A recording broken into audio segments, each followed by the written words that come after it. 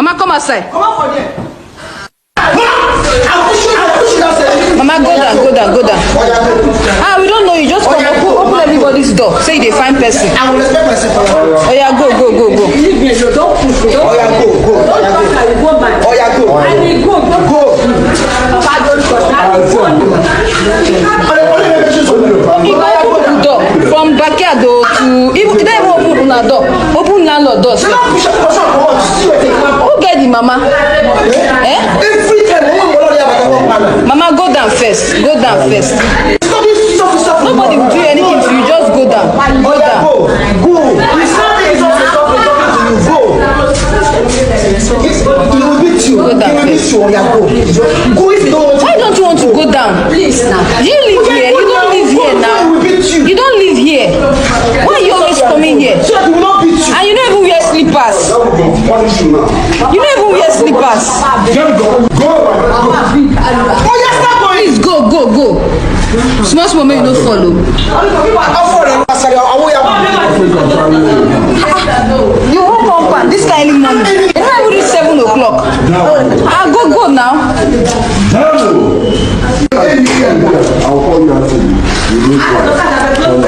Beg. Oh yeah, go. I don't put out for you. Make it go. Una have go no video no watch. I have the video online where we say. But even with them, I'm very happy now. A lot of people water. Hear the woman now pass it through. No change mo. Only hear the injured woman me. Ima go ye na men daga the one. You water go. Eme odika uchewe anapuzi apu that kind of thing. Ona agayale. Mo for the self for ni me na afuchande nwula anwo for na aju yes ndi nwa anwo. But for was there ka ndi yeji we mebeze enyi ye no ha mewenye. The point wo onwo onye aru adiro mamia.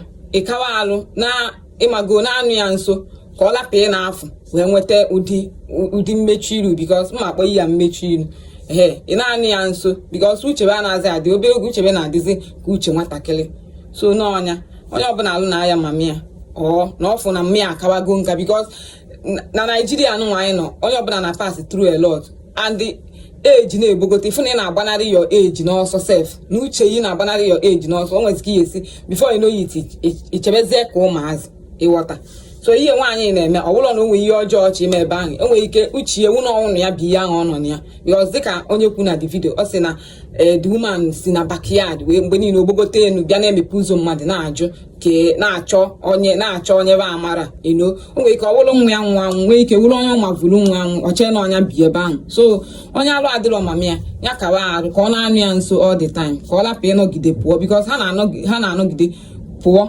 ihe ama na ha apụgo so ọnya nwere ihe ọzọ so onye na-eneche vidio nwa ya tụsa anya ka ndị ọzọ fịa wee malụ ka ihe si na ife ụdị mmechi ilu emechi nwaanyị ọ bụrụ mama you will not be happy and all that so ihe agba mbọ naanị ya nso maka na ndị ọzọ fịa ịmago ka Nigerian mentality si adị ụfọdụ akpọwa gị na oli amosu and all that mana ọ bịa ime something na bebe which is not true nọ nka na-eme the woman so anyị ncha ya akachakwa nka mana ịmago na ụfọdụ nwere ike ba na-aka uche ba na-apụ so ọnya daalụ